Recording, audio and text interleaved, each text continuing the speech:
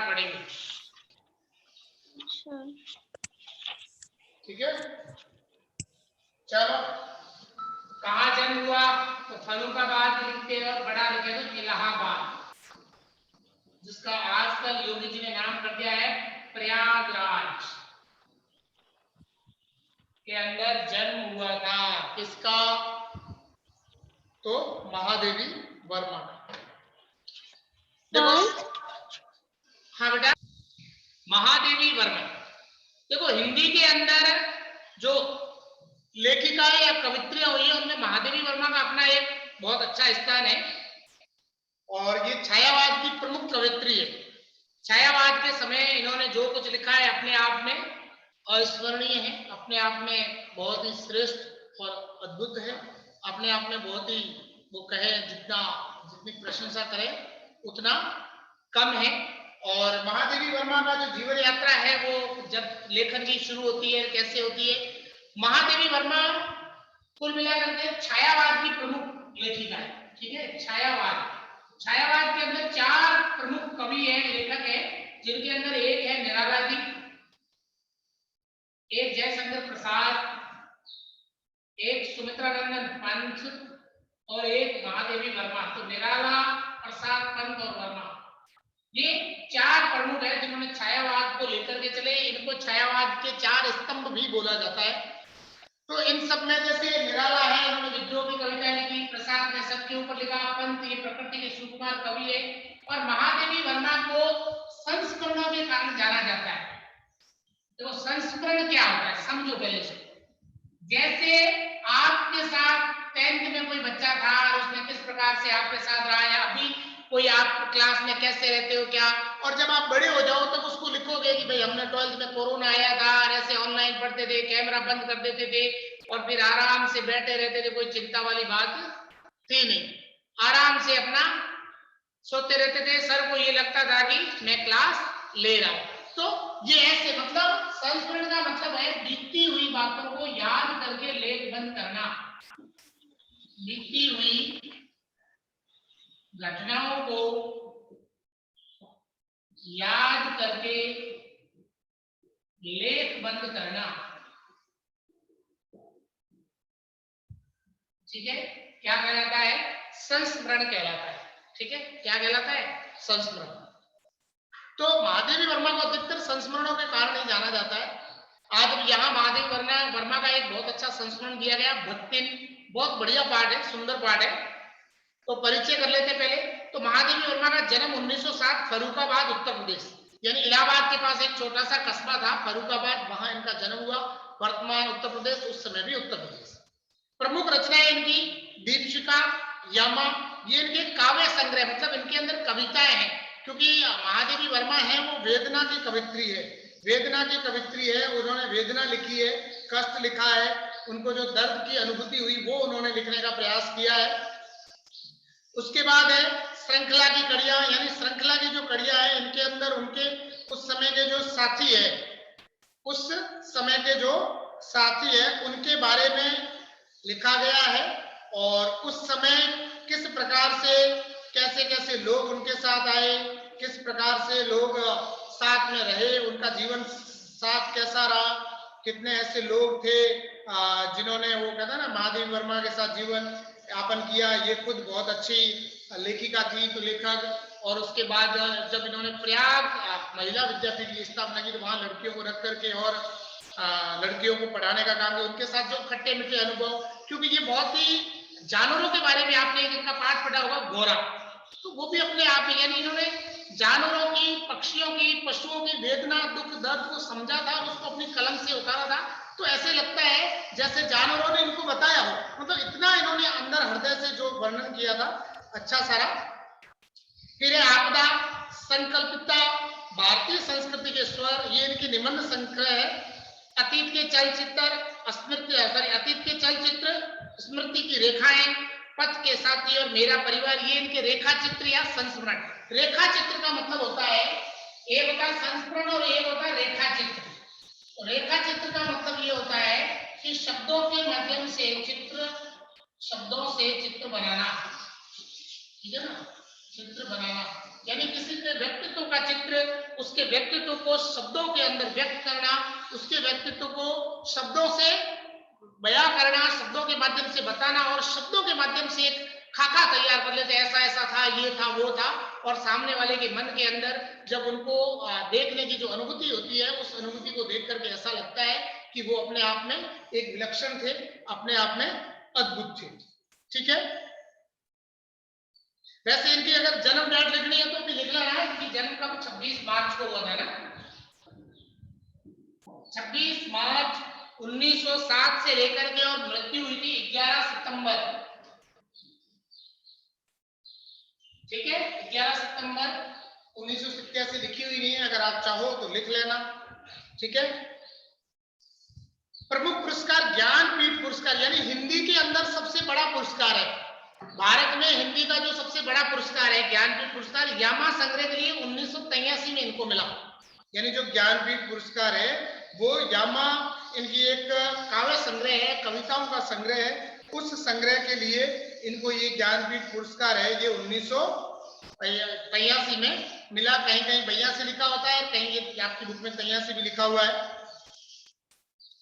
फिर इसके बाद है उत्तर प्रदेश हिंदी संस्थान का भारत भारती पुरस्कार, तो ये मैथिली शरण गुप्त की याद में दिया जाता है। मैथिली शरण गुप्त ने एक रचना लिखी थी भारत भारती, भारत को आजादी के लिए, जिसका अपना विशिष्ट योगदान था।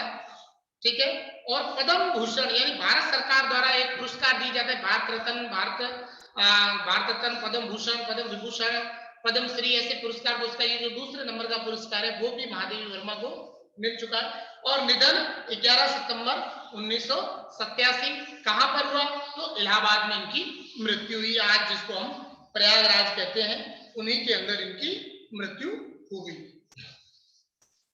अब महादेवी वर्मा का जो व्यक्तित्व था वो किस प्रकार से था, तो कुछ चीजें ऐसी है कि अलग अलग कहते हैं कि महादेवी वर्मा जब 12-13 साल की थी या 14 साल की रही होगी, उस समय महादेवी वर्मा का विवाह कर दिया जाता है। महादेवी वर्मा ससुराल जाती है तो जो महादेवी वर्मा का जो पति है उनके साथ मारपीट कर देता है, उससे महादेवी वर्मा के हृदय के अंदर बहुत चोट लगती है और वो क्रोधित होकर के उसको ये बोल के आ जाती है तू मेरे लिए मर गया, और सफेद साड़ी धारण करके और वापस आ जाती है। फिर वापस अपनी पढ़ाई करती है, इलाहाबाद विश्वविद्यालय से एमए करती है और फिर इलाहाबाद या प्रयाग के अंदर ही प्रयाग महिला विद्यापीठ की स्थापना करती है और फिर उसकी वो कुलपति बन जाती है। वहां पर वो गरीब लड़कियों को लाती थी, पढ़ाती थी और जितना अपना खर्चा वगैरह वो चलाती थी। तो उस समय वो वहीं रही आजीवन, वो फिर वैसे ही रही। और इनका जो लेखन है उसके अंदर जो इन्होंने भुगता, इनके साथ जो जातियां हुई, इन्होंने जिस दुख दर्द को, उस दुख की संवेदनाएं व्यक्त की है, यानी वो दुख इनकी लेखनी में व्यक्त हुआ है। इन्होंने रहस्यवाद भी लिखा है, छायावाद के अंदर इन्होंने बहुत श्रेष्ठ लिखा है। छायावाद के प्रमुख कवि सूर्यकांत त्रिपाठी निराला, इनको इनके मानस भाई थे, जैसे अपने बोलते हैं धर्म भाई, तो वैसे ही निराला जी इनके मानस भाई थे। ठीक है, और पंच से भी बहुत अच्छा, प्रसाद से इनसे मतलब बहुत अच्छा इनका संबंध रहा है और ये बहुत कहें उनके व्यक्तित्व के साथ मिलान करने वाली उनके साथ रही है बहुत ज्यादा। तो इनका व्यक्तित्व अपने आप में बड़ा ही श्रेष्ठ रहा है। अब आगे है, संसार के मानव समुदाय में वही व्यक्ति स्थान और सम्मान पा सकता है, वही जीवित कहा जा सकता है जिसके हृदय और मस्तिष्क में समुचित विकास पाया हो। अगर आदमी का ठीक प्रकार से मस्तिष्क विकसित हो गया है, आदमी का ठीक प्रकार से विकसित, पूरी तरह से विकसित हो गया है, तो उसका विकास हो गया है, तो ही फिर वो जीवन लायक है, नहीं तो फिर वो व्यक्ति जीवन लायक नहीं है। इस प्रकार से इन्होंने ये इनकी जो बात है वो आज इन्होंने कही है। इसीलिए एक जगह वो कविता में एक जगह वो कहती भी है कि आज मधुर विषाद की घिर आई करुण यामिनी, आज मधुर विषाद की घिर आई करुण यामिनी, बरस सुधी के इंदु से छटकी तू, पुलक की चांदनी, उमड़ आई थी दुर्गों में सजनी खाली निराली। मतलब रात्रि के समय जैसे घना अंधेरी रात्रि आती, वैसे जीवन के अंदर जो दुख आ जाते हैं, उन दुखों को उन्होंने अपनी कविताओं के माध्यम से व्यक्त करने का प्रयास किया था। फिर वो कह रही है कि और जो अपने व्यक्तित्व द्वारा मनुष्य समाज से रागात्मक, रागात्मक का मतलब होता है प्रेमपूर्ण संबंध, मतलब कोई मनुष्य अगर प्रेमपूर्ण संबंध रख लेता है तो इसका मतलब अत्यधिक बौद्धिक संबंध भी स्थापित कर सकते हैं। यानी अगर जिसका मस्तिष्क अच्छा विकसित हो जाता है, वो प्रेमपूर्ण संबंध बनाने के साथ साथ व्यक्ति के सहृदयात्मक और बौद्धिक जो संपर्क है उनको भी बना लेता है। यस प्रवीण, कुछ पूछ रहे हो बेटा? यूं ही नहीं सर। चलो, अब आगे यहाँ परिचय है कि साहित्य सेवी। साहित्य सेवी का मतलब होता है साहित्य लेखन की सेवा करने वाली कवित्री। साहित्य लेखन की सेवा करने वाली कवित्री और समाज सेवी, दोनों रूपों में। और समाज का भी साथ दिया।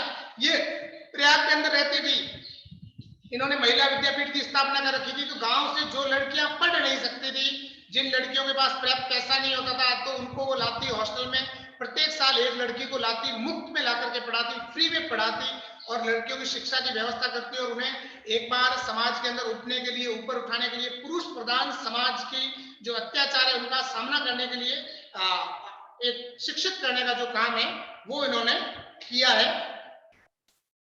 फिर आगे कह रही है महादेवी वर्मा की प्रतिष्ठा रही है, मतलब काफी अच्छी इज्जत वगैरह रही है। महात्मा गांधी की दिखाई राह पर अपना जीवन समर्पित कर उन्होंने शिक्षा और समाज कल्याण के क्षेत्र में निरंतर कार्य किया। महात्मा गांधी ने ये जीवन दिखाया था, मतलब ये दिखाया था कि जीवन भर तक अगर आप हो सके तो भारत के जो लोग हैं उनकी सेवा करिए, उनकी पूरी तरह से जितनी भी समस्याएं हैं उनका समाधान करिए।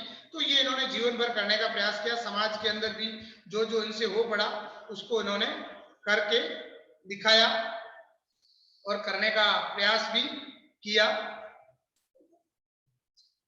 पहले नारी समाज में शिक्षा प्रचार प्रसार के उद्देश्य से इन्होंने प्रयाग महिला विद्यापीठ की स्थापना, मतलब प्रयाग जो विद्यापीठ है उसकी स्थापना का मूल उद्देश्य यही था कि औरतों के साथ समाज में जो हो रहा था कि समाज में वो औरतों के साथ न हो, औरतों के साथ समाज में ठीक प्रकार से व्यवहार हो, औरतों के साथ समाज में उनको इतना मान सम्मान मिले, औरतों के साथ इतना अत्याचार न हो। तो उसके लिए क्या करना चाहिए? तो औरतों को शिक्षित करना चाहिए और इसके लिए उन्होंने प्रयाग महिला विद्यापीठ की स्थापना की। साहित्य जगत में महादेवी वर्मा की प्रतिष्ठा बहुमुखी प्रतिभा। बहुमुखी प्रतिभा का मतलब होता है प्रत्येक क्षेत्र में लिखा, किसी एक सीमित क्षेत्र में नहीं लिखा, प्रत्येक क्षेत्र में लिखा। तो बहुमुखी प्रतिभा की धनी थी। उन्होंने उपन्यास भी लिखे, कविताएं भी लिखी, संस्मरण भी लिखे और इन्होंने निबंध संग्रह भी लिखे, रेखा चित्र भी लिखे, काव्य भी लिखा, मतलब हर क्षेत्र के अंदर इन्होंने अपनी रचनाएं की।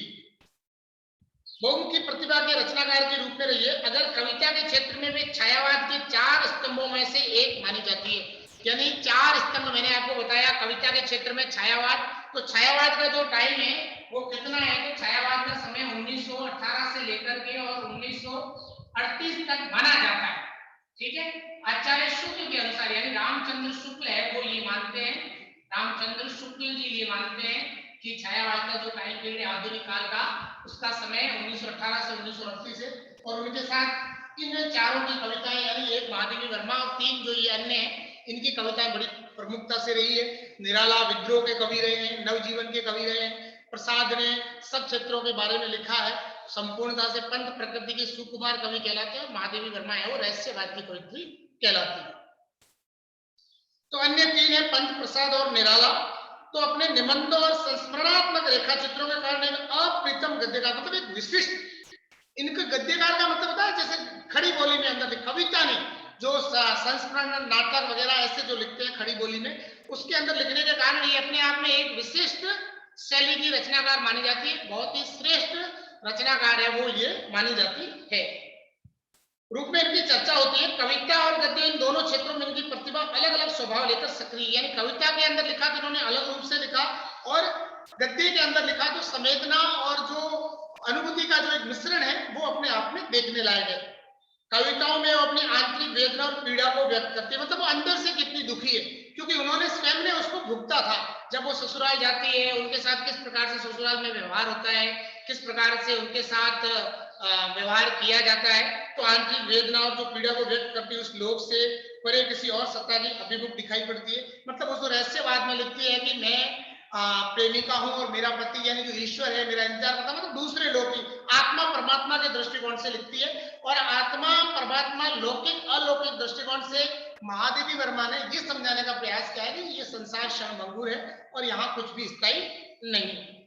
तो अपने गद्य में उनका गहरा सामाजिक सरोकार स्थान पाता है और गद्य के अंदर उन्होंने बहुत ही गहरा सामाजिक सरोकार यानी समाज के अंदर के जो विषय है उन विषयों के ऊपर इन्होंने लिखा। जैसे भक्तिन, ये इनके समाज से जुड़ता उड़ता एक बहुत अच्छा कैरेक्टर है जिसके बारे में इन्होंने लिखा है। वे अपने गद्य में गहरा सामाजिक सरोकार पाती है। इनकी श्रृंखला की कड़ियां 1942 उस समय की अद्वितीय रचना है। अद्वितीय का मतलब होता है अपने आप में बहुत विशिष्ट श्रेष्ठ रचना है, यानी श्रृंखला की कड़ियां जो इनकी रचना है जिसके अंदर इन्होंने स्त्री विचार विमर्श के ऊपर लिखा है, उनकी भव्यता प्रदान की है, उनको बहुत श्रेष्ठता से लिखा है। इसके अलावा इनके उस समय के जो साथी थे, आपने छठे सातवें में एक पाठ पढ़ा होगा नीलकंठ, मोर के बारे में, वो भी महादेवी वर्मा ने लिखा है। तो यानी उन्होंने प्रत्येक छोटे से छोटी गिलहरी से लेकर के गाय तक के सारे जीव जंतु पाले थे। मोर पाला, कबूतर, हिरनी, कुत्ता, बिल्ली, खरगोश, गिलहरियां वगैरह सब कुछ पाले, नेवले वगैरह सब कुछ, पक्षियों में कबूतर, मोर, चिड़ियाएं, सब कुछ, यानी छोटे मोटे सारे जीव जंतुओं को पाला था। और इस कारण से जो जो उनके साथ घटनाएं घटी, उनका जीवन कितना रहा, उस जीवन के साथ महादेवी वर्मा किस प्रकार से जुड़ाव रहा, तो उसको उन्होंने बहुत अच्छे तरीके से लेखबंद किया है। उनके संस्मरणात्मक रेखाचित्र अपने आप पास के ऐसे चरित्रों और प्रसंगों को लेकर लिखे हैं जिनकी साधारणतः हमारा ध्यान नहीं खींच पाती। लेकिन हमारे पास जैसे कोई आसपास जीव तो हम इतना उसके बारे में ध्यान नहीं खींच पाते, लेकिन इन्होंने उसको इतना अंकित करके लिखा है कि उसके साथ जो पशु पक्षी रहते थे, उनके साथ जो छोटे छोटे जीव जंतु रहते थे, उनके अंदर भी कितना प्रेम रहा होगा। सर आपकी आवाज नहीं आ रही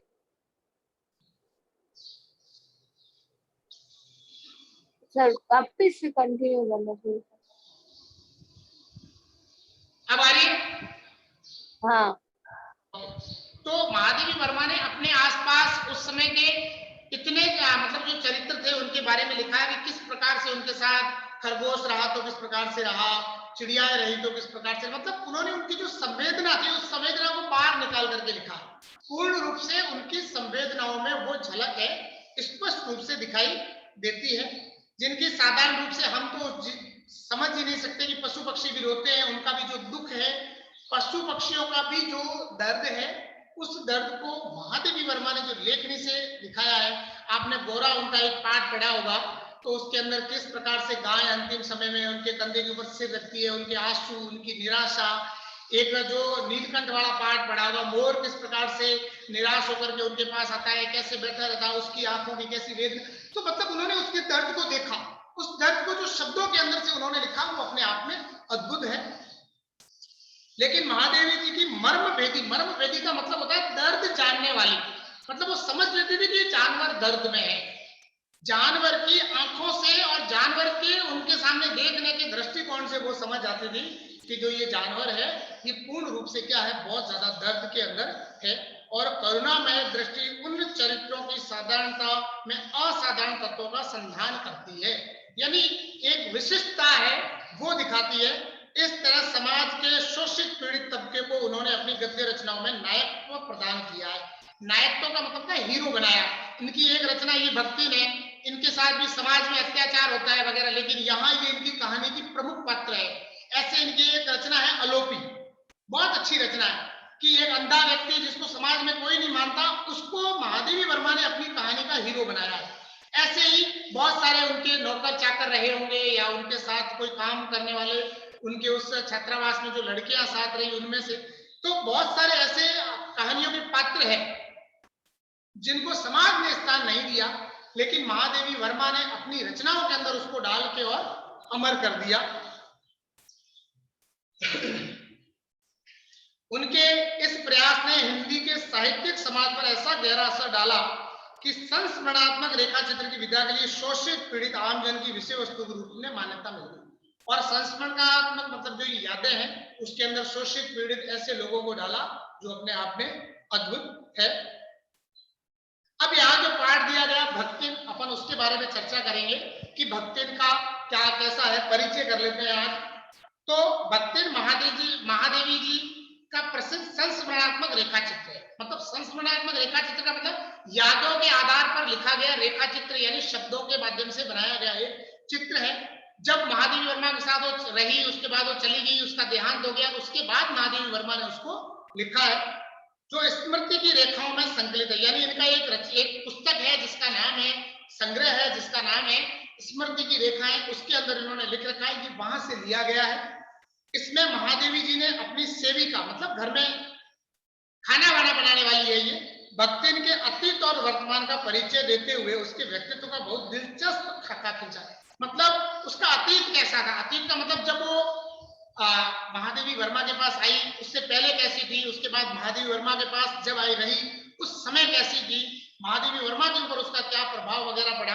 तो ये महादेवी के घर के काम में काम शुरू करने से पहले उसने कैसे एक संघर्षशील, स्वाभिमानी और कर्मठ जीवन जिया। मतलब वो अपने जीवन में कैसे भी नहीं संघर्ष किया, उसने स्वाभिमान रहा उसका, और कर्मठता का मतलब उसने अपने पूरे बलबूते किसी के आगे हाथ नहीं फैला। कैसे पितृसत्तात्मक मान्यताओं, यानी पितृसत्तात्मक मान्यताओं का मतलब होता है कि समाज के अंदर सिर्फ और सिर्फ पुरुष की चलती है और किसी की नहीं चलती। तो उस प्रकार से पुरुष प्रधान जो समाज होता है, उस समाज के अंदर उन्होंने किस प्रकार से संघर्ष किया, पति का देहांत हो गया, उसके बाद वो अकेली कैसे लड़ती है। मान्यता और छलदम भरे समाज में, यानी धोखा करते हैं। जैसे इनका पति का देहांत हो गया तो प्रत्येक व्यक्ति इनके साथ छल करने का प्रयास करता है, धोखा करने का प्रयास करता है। तो उस धोखे से ये किस प्रकार से संघर्ष करती है, अपने और अपनी बेटियों के हक की लड़ाई लड़ती रही। मतलब इसकी जो बेटियां रही उनके लिए और अपने लिए हक की लड़ाई लड़ती रही, और उसमें हार कर कैसे जिंदगी की राह पूरी तरह बदल लेने के निर्णय तक पहुंची। और जब अंत में वो उनसे हार गई तो उसके बाद इसने जिंदगी को वहां से छोड़ करके और ये महादेवी वर्मा के पास आ गई, पूरी तरह से उस घर को छोड़ दिया और महादेवी वर्मा के पास आकर के रहती है। किस प्रकार से इसका अत्यंत संवेदनशील चित्रण इस पाठ में किया गया। मतलब बहुत संवेदनशील, संवेदनशील का मतलब होता है जिसके दुख दर्द को हम अच्छी तरीके से समझ सकते हैं। इसके साथ भक्तिन महादेवी जी के जीवन में आकार छा जाने वाली एक ऐसी प्रस्तुति के रूप में दिखलाई पड़ती है जिसके कारण लेखिका के व्यक्तित्व में कई अनछुए प्रच्छन्न आयाम उद्घाटित होते हैं। मतलब महादेवी के जीवन के अंदर भक्तिन के कारण बहुत सारे परिवर्तन आए। यानी भक्तिन का चरित्र इस प्रकार से था, या भक्तिन का चरित्र ऐसा था कि जिसके कारण महादेवी के जीवन के अंदर बहुत ज्यादा प्रभाव आए, और बहुत सारी चीजें जो महादेवी के जीवन में नहीं होने वाली थी वो भी घटित हुई चलती है। इसी कारण अपने व्यक्तित्व का जरूरी अंश मानकर भी वे भक्तिन को नहीं खोना नहीं चाहती। मतलब उन्होंने कहा भाई मेरे लिए भक्तिन बहुत जरूरी है। समग्रतः इस पाठ को परिस्थिति बेश अक्कड़ बनी पर महादेवी के प्रति अनमोल आत्मीयता से भरी भक्तिन के बहाने स्त्री अस्मिता यानी स्त्रियों की इज्जत और मान सम्मान की संघर्षपूर्ण आवाज के रूप में पढ़ा जाना चाहिए कि एक औरत जो समाज कहता है कुछ नहीं कर सकती, वो किस प्रकार से लड़ सकती है, किस प्रकार से समाज को एक आईना दिखा सकती है। उस औरत की एक संघर्ष भरी कहानी के रूप में इस पाठ को पढ़ा जाना चाहिए। ऐसा ही अच्छा पाठ है भक्तिन। तो महादेवी वर्मा ने जिस परिस्थितियों के अंदर इस पाठ को लिखा है और औरतों के ऊपर जो अत्याचार वगैरह हो रहे थे उन अत्याचारों को किस प्रकार से वो रोकने के लिए प्रयास करती है, किस प्रकार से वो उनसे संघर्ष करने का प्रयास करती है, किस प्रकार से जब संघर्ष में वो हार जाती है तो अचानक से निर्णय लेती है भक्तिन, और वहां अपने गांव वगैरह सबको छोड़ करके और वो शहर आती है, अपने स्वाभिमान से कमा करके महादेवी वर्मा के घर पे काम करके खाती है। फिर भी किसी की, यानी अंतिम समय तक वो किसी के आगे हाथ नहीं पसारती है। मतलब अपने स्वाभिमान को और अपने मान सम्मान को वो जीवित रखती है। ऐसा इस पाठ के माध्यम से समझने का प्रयास, और एक पुरुष प्रधान समाज के अंदर एक उदाहरण सेट करती है, एक उदाहरण सामने प्रस्तुत करती है कि अगर नारी ठान ले, अगर नारी तय कर ले तो असंभव कुछ भी नहीं है। ठीक है।